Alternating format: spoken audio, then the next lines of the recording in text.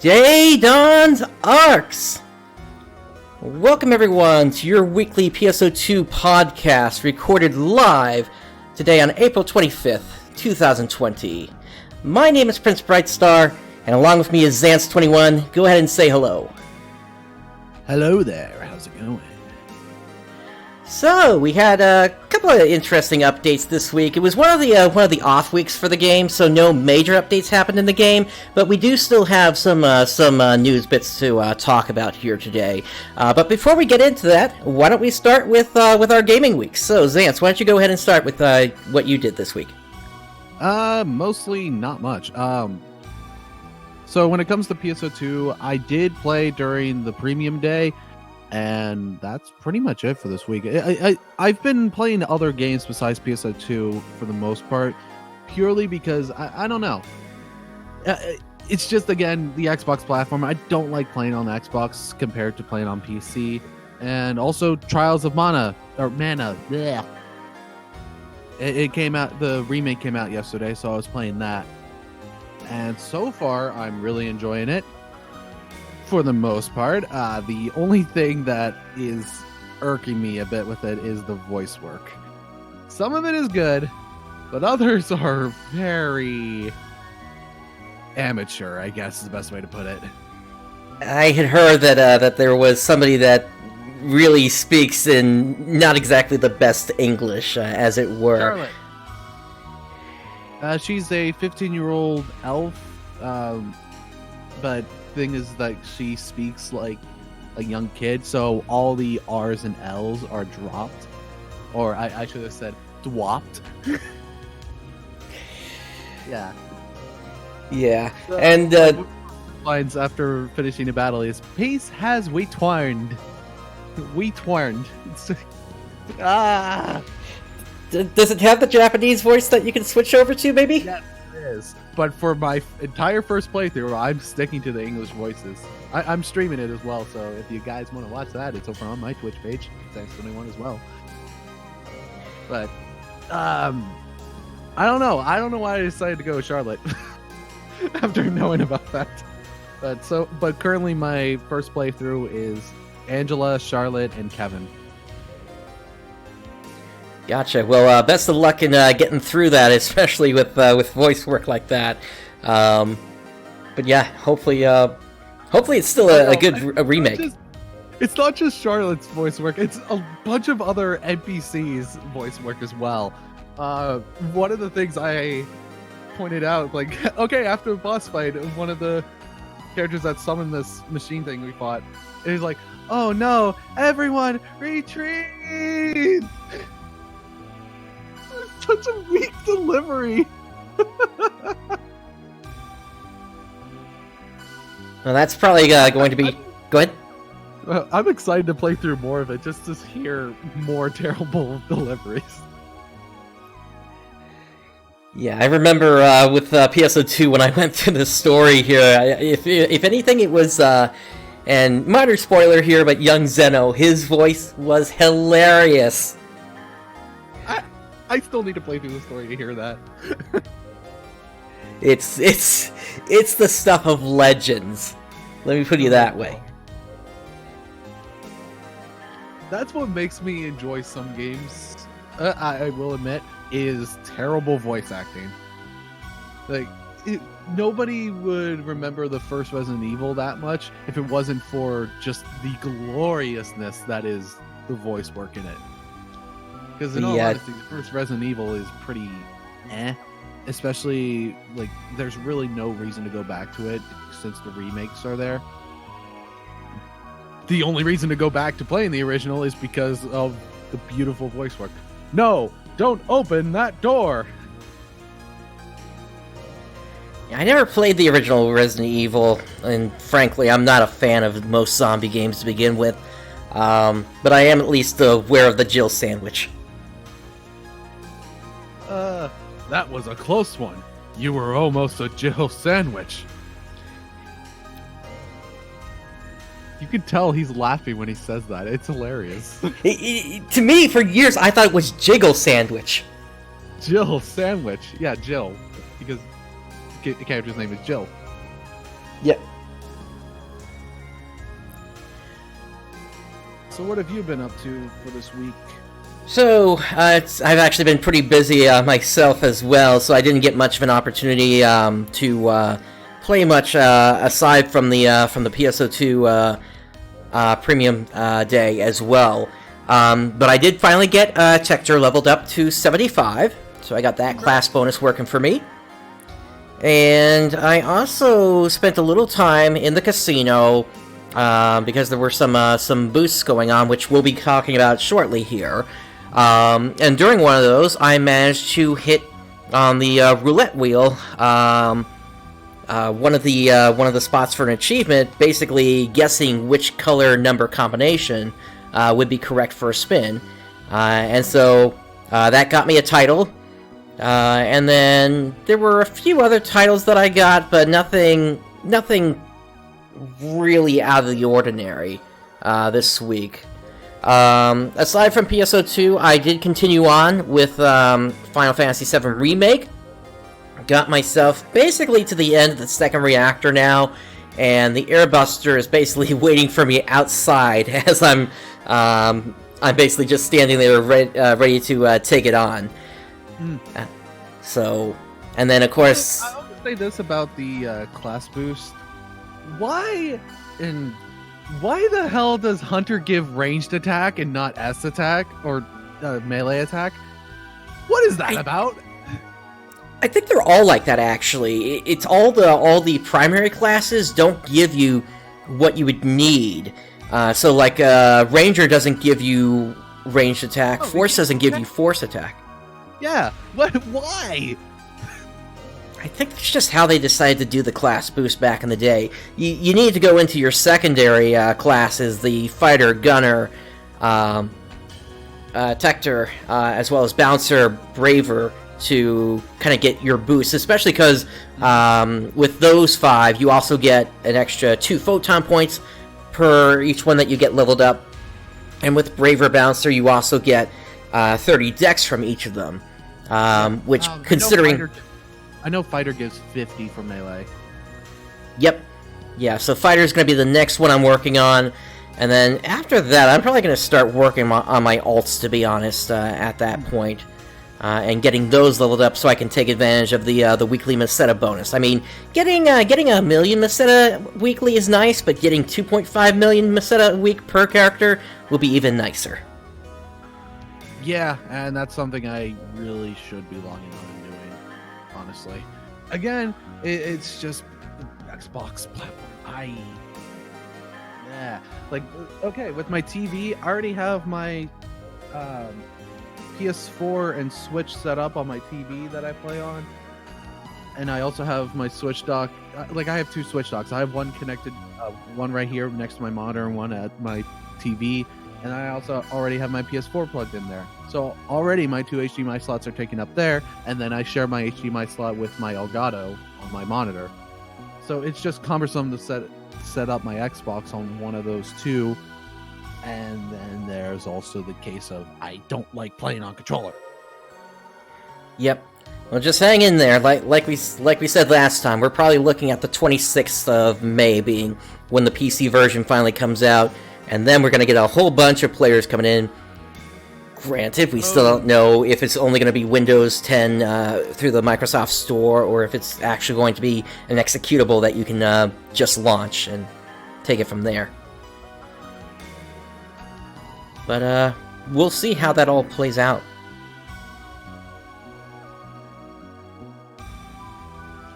Let's see. So I guess we should go ahead and move on to the site updates at this point here. So we're gonna start here today with let's go to the casino. Yes, so everyone go to the casino. Indeed. So looking to what? I have a gambling problem in game, not in real life, just in video games. Gotcha. So, looking to while away some time until your next quest? No better place to do it than the casino, especially since they've created a few special events for ARKS. Feeling the need to recharge after trading scrapes with Dark Falls Luther? take a trip to the casino, accessible directly from every location except your personal quarters so as not to disturb those who are resting, is the casino.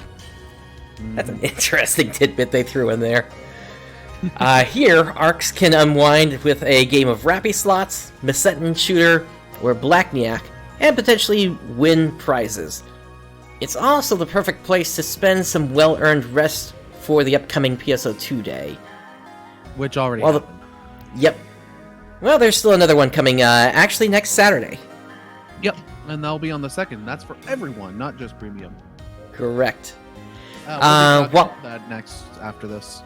Yep. So, while the payout at Oracle's casinos is good, ARKS will be flexing the generosity muscle by providing additional bonuses when playing casino games. How neat is that? For more information on the casino, check out our detailed guide, detailed game manual, which, of course, is on the website. So, scrolling down to look at the casino events. So, in Rappy Slots, some machines will be hotter than others, meaning that they'll pay out more often. In Little Roulette, the double chance and triple chance patterns will have a higher probability of occurring. In Messetin Shooter, PSE levels will rise faster. In Upslot, coin winnings will be increased.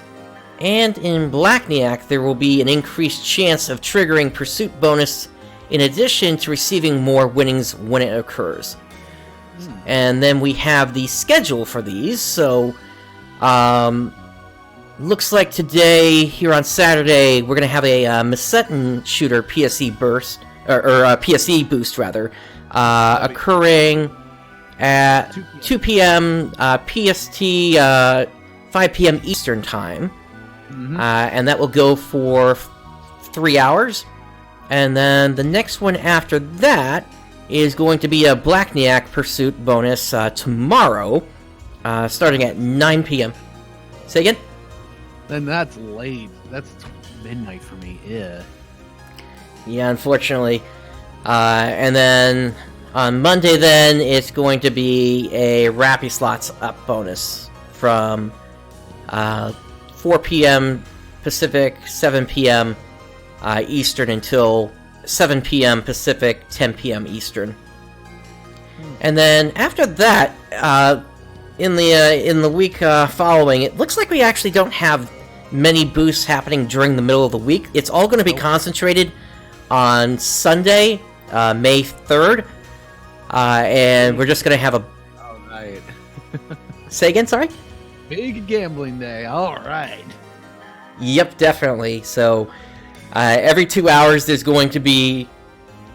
or rather, each event is going to go for 2 hours, and then there will be a 1 hour break until the next one happens. But again, this starts really late for those on the East Coast. So the first one happens at 3 a.m. on the East Coast.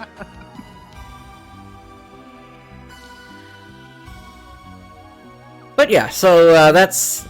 ARKS, if you're feeling the need to take it easy for a while and experience some laughter and fun, head on down to the casino.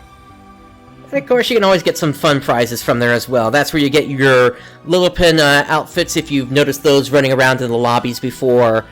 You can also get certain limited items, such as Lambda Grinders, Extreme Passes, Augmentation Affix boosters, and things like that. And also Advanced Capsules. Definitely.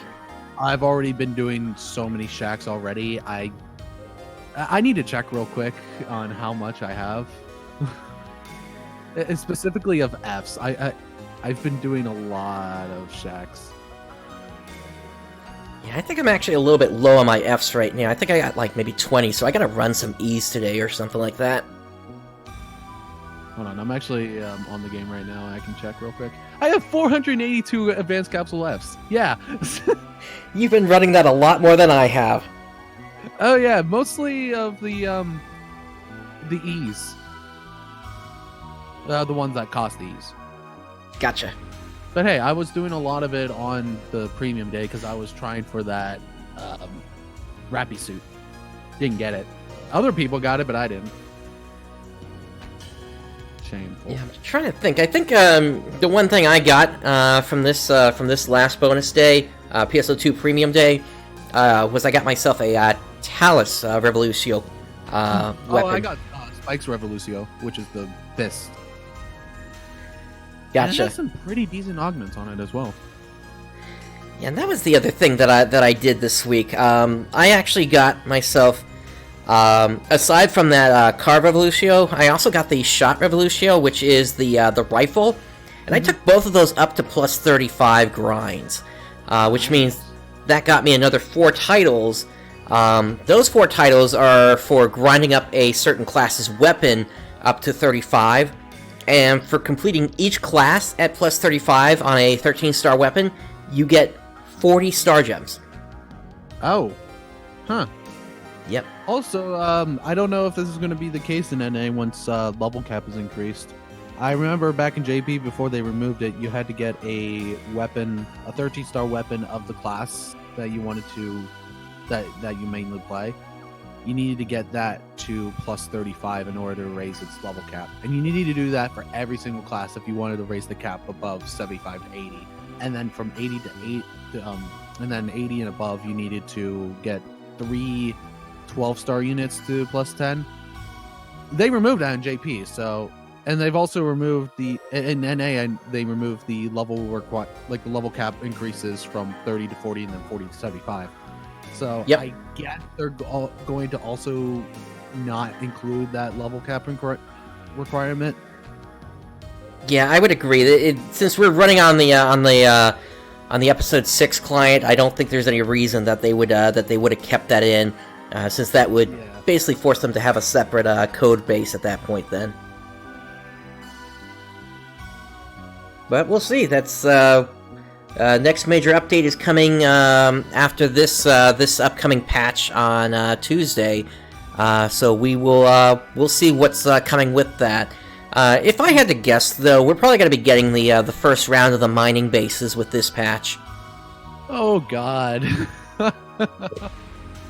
Are you ready to fail it?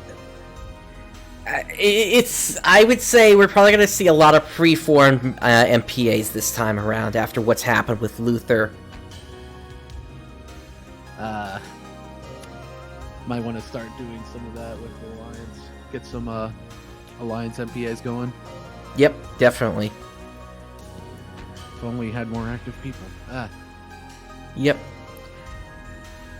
But moving on to what we mentioned a moment ago here about PSO2 Day Premium Set User Appreciation Day. Why don't you go ahead and take this one, Zance? Sure thing. What's better than one PSO2 Day? Another one! This April 22nd, which already passed, Oracle wants to honor their premium offers with some extra rewards, 2 SG tickets, and some additional boosts. So, if you logged in during that time, then you got 22 SG tickets, which is just 44 star gems. And you also got these boosts, which is increased fun, increased EXP, an additional login stamp, rare drop rate boost, and gathering fever occurrence rate increase.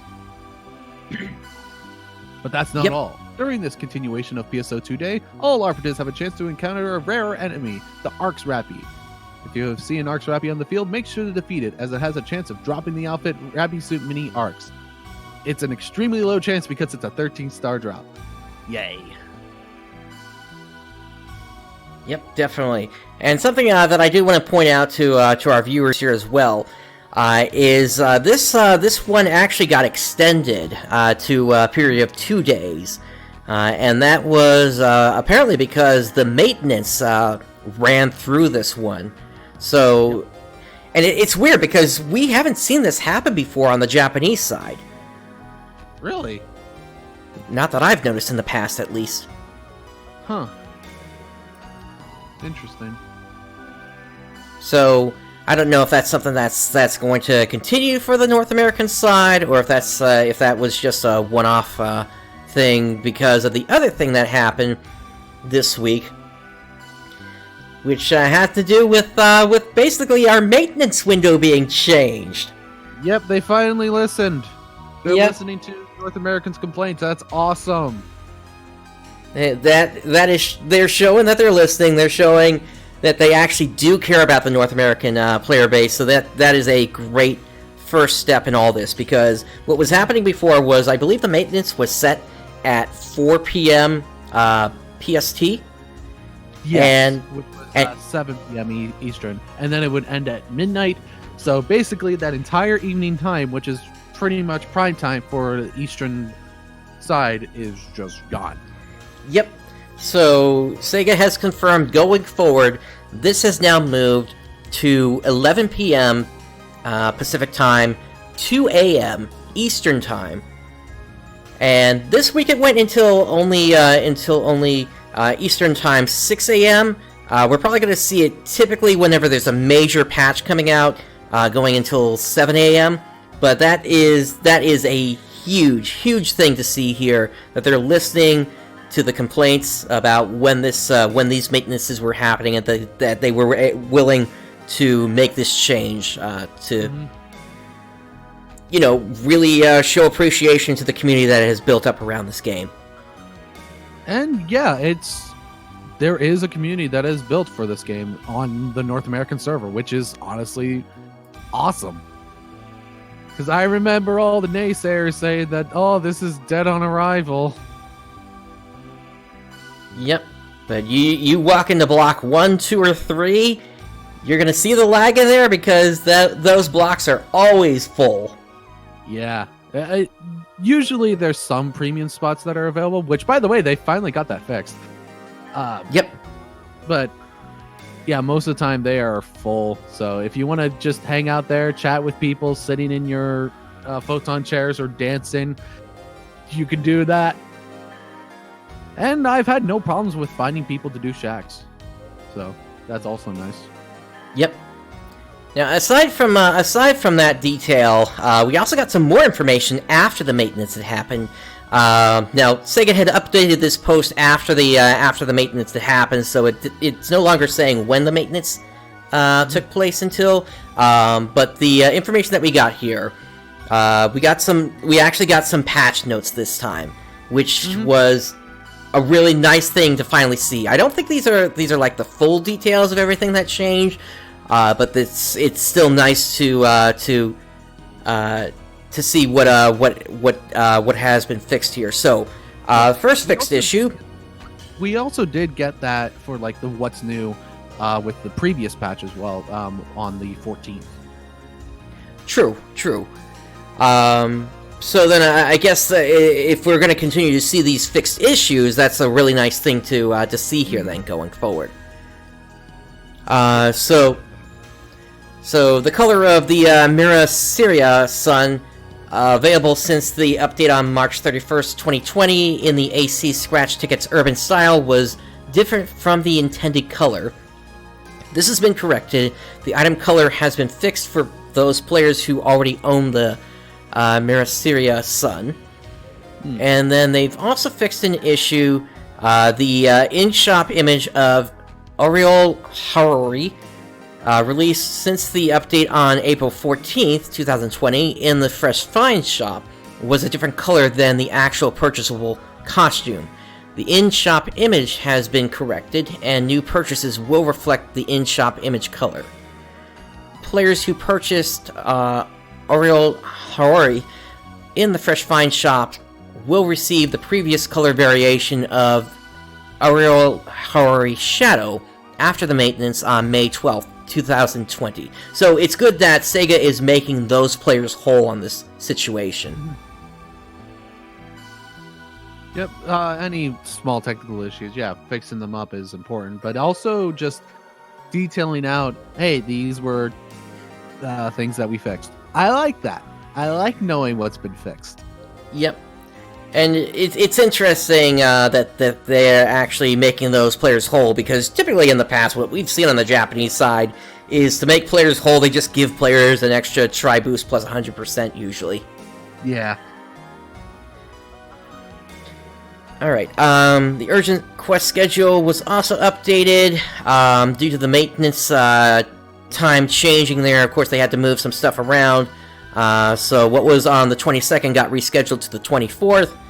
And then here it says right here, PSO2 Day extension due to the maintenance. The PSO2 Day Premium User Appreciation Day was extended until April 24th at 1 a.m. Pacific Time. Which, again, is definitely different than what they do on JP. Yep. Just slightly, but it's noticeable. I get the feeling a lot of this has to do with what happened with that change in the maintenance time, so we'll see if this happens when the next PSO2 Day comes around. Which is soon. Like I said, it's going to be on the 2nd of May. Yep. Although in terms of when the next patch, or rather when the next maintenance might run into a PSO2 Day, looks like we're not going to be seeing anything like that until June at the earliest. June 2nd is when there's a maintenance window like that. Okay. Alright, so with that, let's go ahead and move on to our next topic here. In that, actually, we've got some news coming from elsewhere within Sega.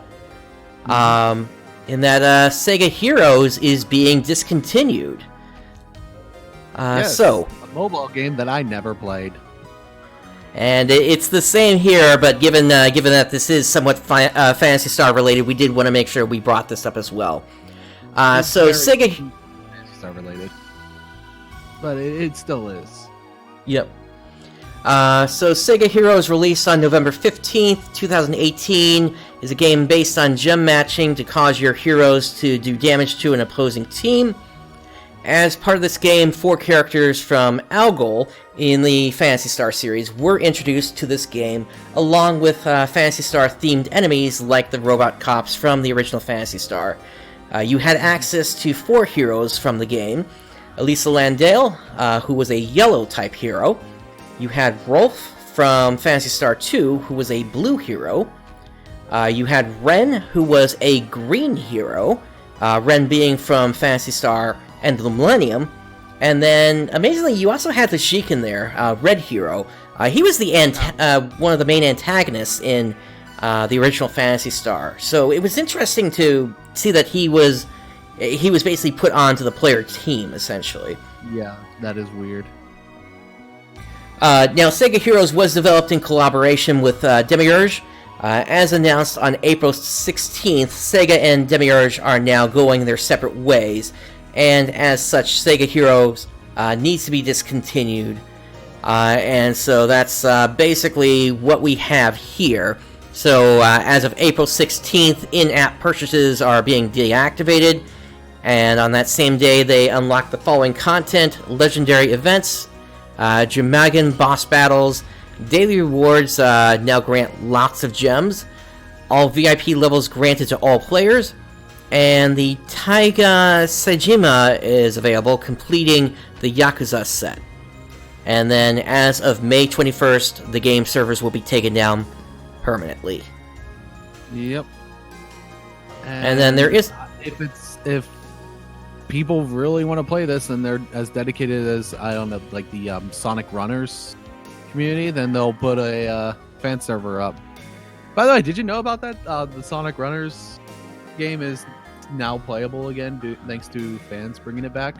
No, this is the first time hearing of that. Yeah, Sonic Runners Revival is what it's called. Cool. It's a decent game. Again, it's a mobile game, so it's not something I'll play a lot, but it's okay. Gotcha. If I remember correctly, I think there was a PSO-styled mag that could be brought in as a companion in that game. Yep. It looks like there is a way for players to get a refund of money that was purchased after March 17th, and those instructions are here on the official website, sega.com/Sega Heroes. So, if anybody needs to get that done, here's where you would go to get that done. Yeah, like you said, you never played this. I never played this one either, although I at least have a somewhat decent excuse in that Idola Phantasy Star Saga released around the same time, so I was sort of more concerned with that game, to be honest. And then, like I said, I don't play mobile games. Like, PSO2 is, I think, the only free-to-play game I play. And then the other games I regularly play, specifically MMO-related, Final Fantasy 11, 14, and RuneScape. Yes, I play RuneScape because RuneScape's awesome. If any of you diss RuneScape, I will find you personally, and I will force you to listen to Sea Shanty 2 for 10 hours. I don't know if it's a good idea to be threatening our viewers like that, but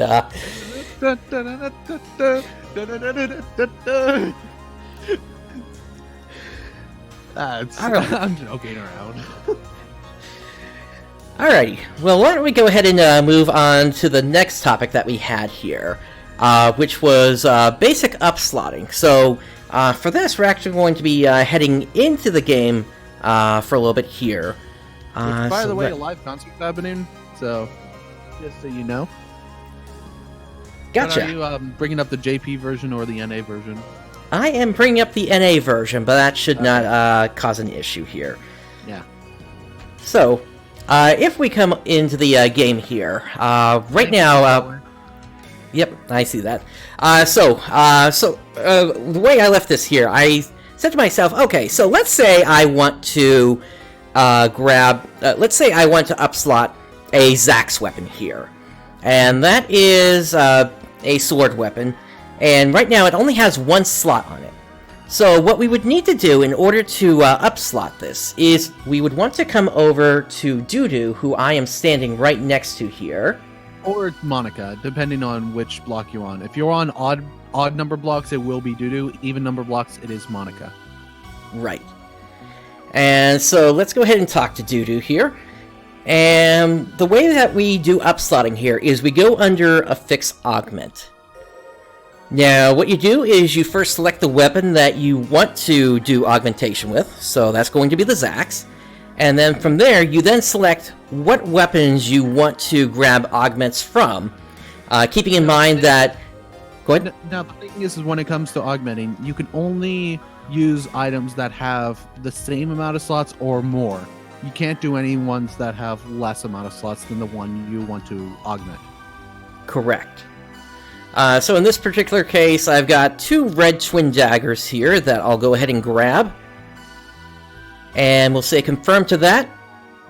And so right now, as we can see, we have slot 1, and then we have this extra slots section here. So take a look at what happens when I grab toughness. So that transfers at 100% rate. But then once I add a second one on, say stamina 1, that now drops the rate of both down to 90%. And that's because I'm now using that extra slot.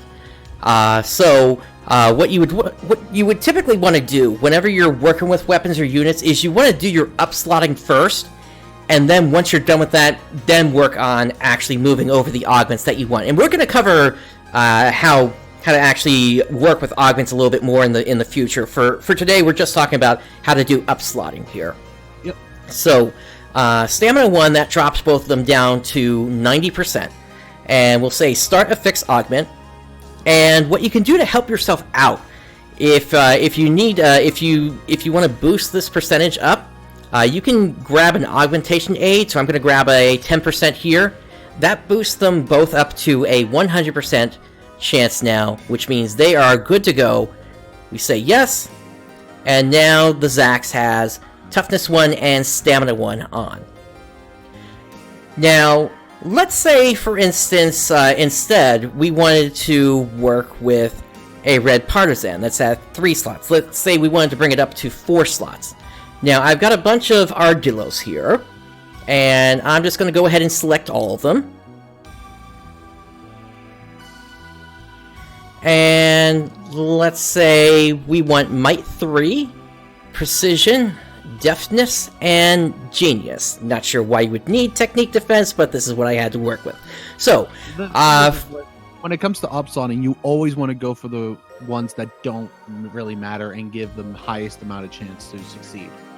Correct. Exactly. You hold off until you're done upslotting before you actually start diving into the things that you really want. So, just doing level 1 precision, deftness, shock, and everything else.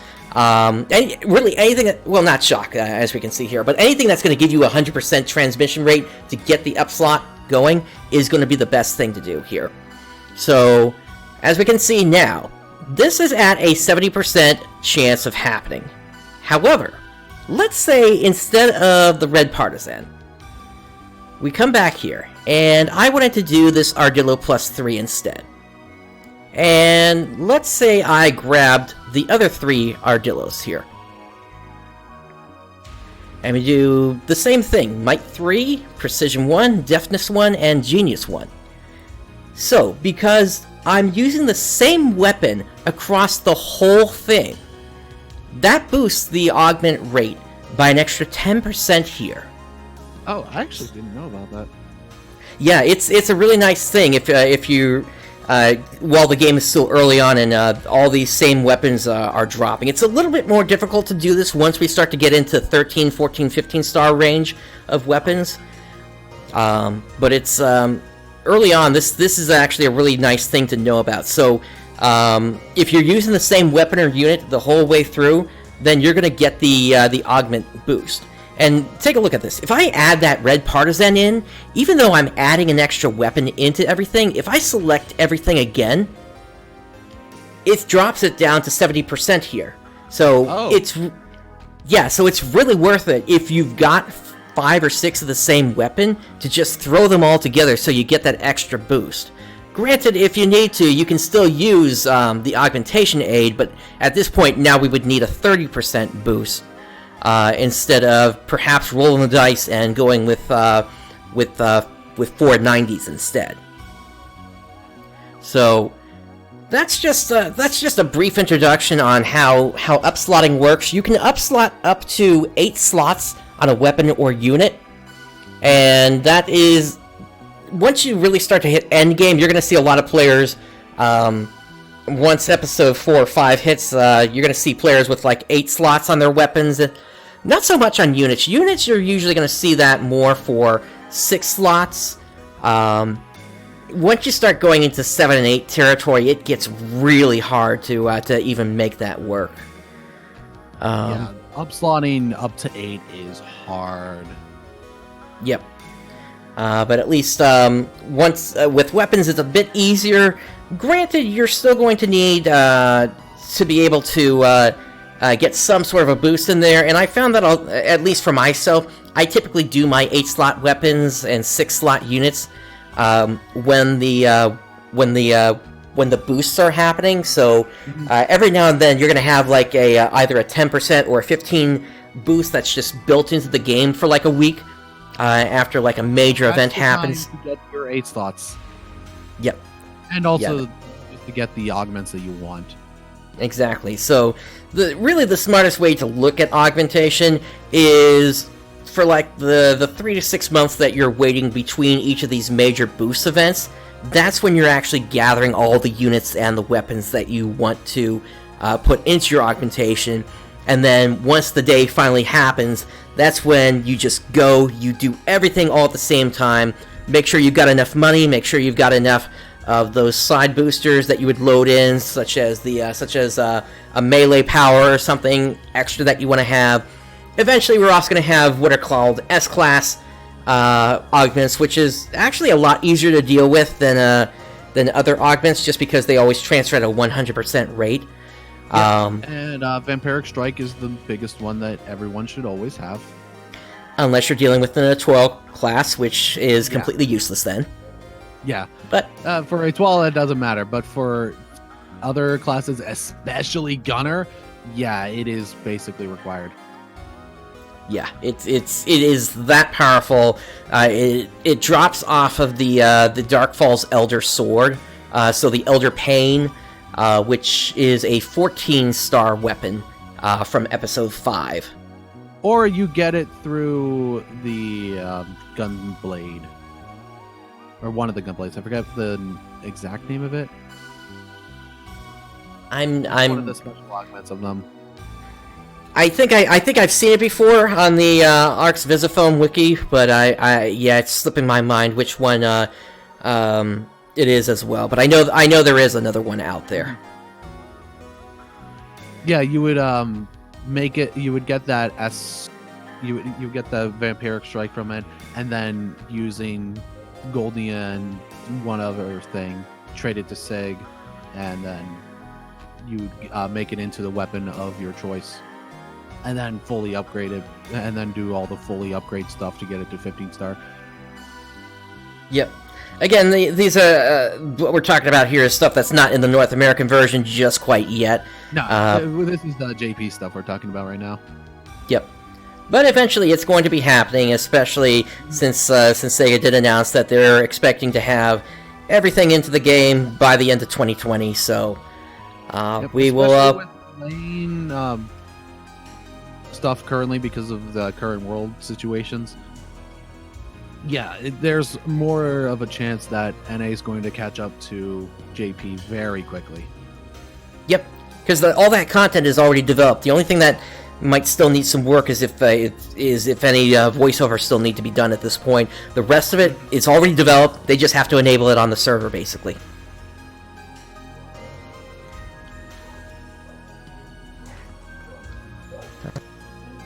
And anything else you want to talk about?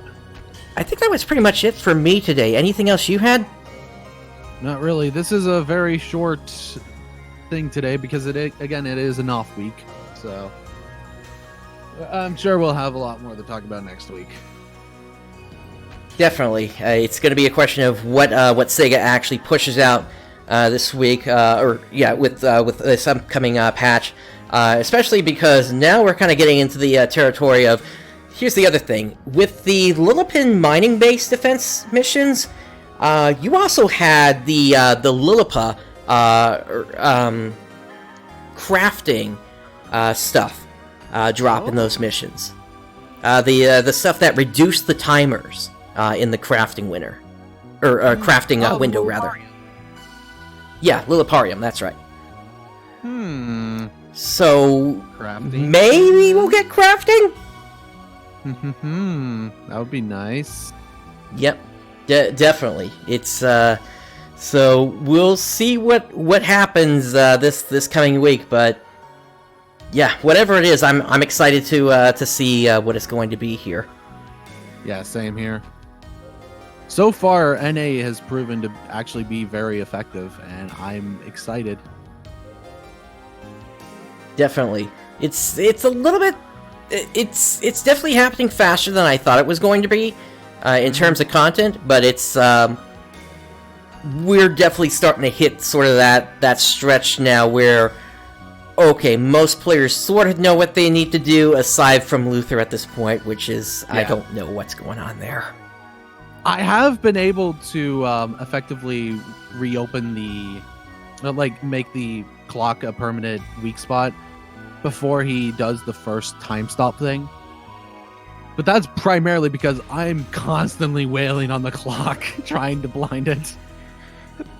Yeah, I've found I can't get the clock open the third time before he does his first teleport. And I'm like you and Gaizan, and then I hit it a few times with my sword so I can keep my hunter focus up, and then Gaizan over and over and over. Eventually it opens up. But it's rare, so really people need to... Anybody that is able to use techniques, and that does include you bouncers, we need your help getting these clocks opened, and just so we can get them open permanently, and so that these missions don't take 20-30 minutes to complete. Yep. Or just get the Shoes Revulsio to plus 35, get blind 5 on it. Do it. That is the other way to do it, yes. Alright, so since we are done with our topics for today, I believe that brings us to the end of the show. So, on behalf of myself and Xantz, thank you for tuning in, everyone. And with that, day has dawned. Have a great week, everyone. See ya.